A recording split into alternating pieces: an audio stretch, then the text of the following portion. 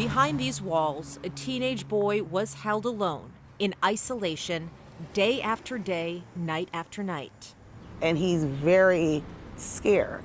For up to 2 weeks at a time, the only way his mother Kilva or anyone else could talk to the boy, who was suicidal and sometimes violent, was through a 6 by 18-inch slit in a metal door. I had to go visit him through this metal door with this little bitty, little latch on it. And so he's down on the floor, we're down on the floor talking through a latch.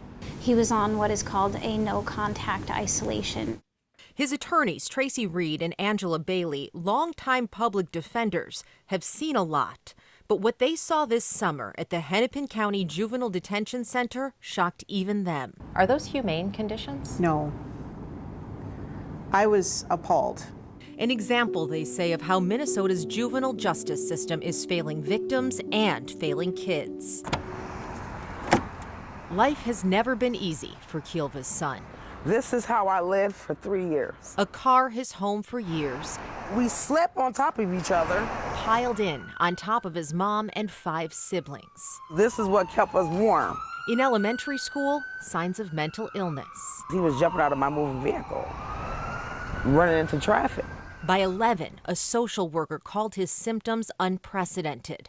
Eventually diagnosed with ADHD, conduct disorder, mood dysregulation, intellectual disabilities, and PTSD. Was it possible for your son to get mental health treatment while you were living in these conditions? No, it was not. At 12, charged with aggravated robbery.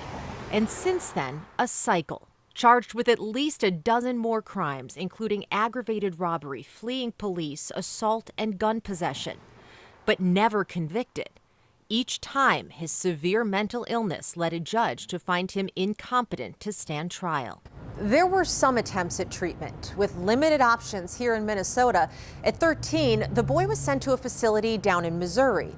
But often, he was just released back to his mother's care, only to be arrested again for more incidents of violence, making care providers even less likely to treat his illness. They are either unable or unwilling to take children with aggressive behaviors. All have rejected Kilva's son.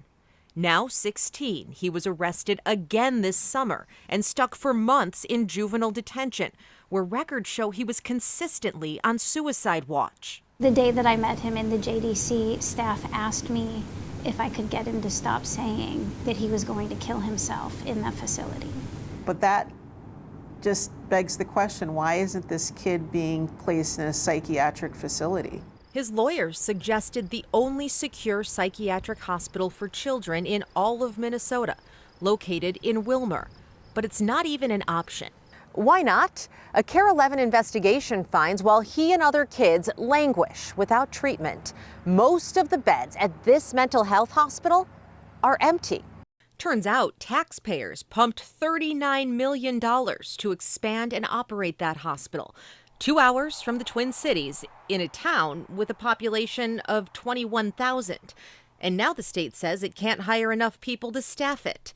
Even though records show it's officially licensed to handle 16 kids, right now it's treating an average of just 3 kids at a time. It all adds up to this.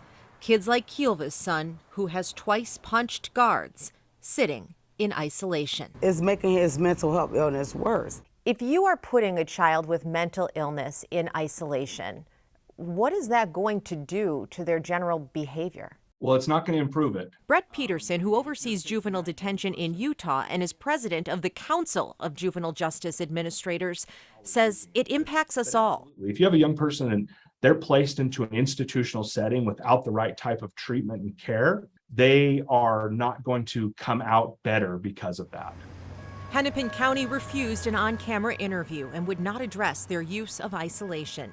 In a statement, the county said, "We know the current juvenile justice system isn't perfect, but we're committed to the safety and well-being of all youth who are under our supervision," adding they also must respect the safety and well-being of the JDC staff. And it's just going to make him worse as far as when he comes out. After nearly 3 months in the JDC, Kilva and her son's attorneys faced a decision. They knew he couldn't be released, but they wanted him out of the JDC. There was no treatment available except at the juvenile prison in Red Wing. So despite his mental illness, they agreed to say he's competent, admit to a prior charge, and be sent to prison. He definitely needs help. Yes, he does. And it's nowhere to be found.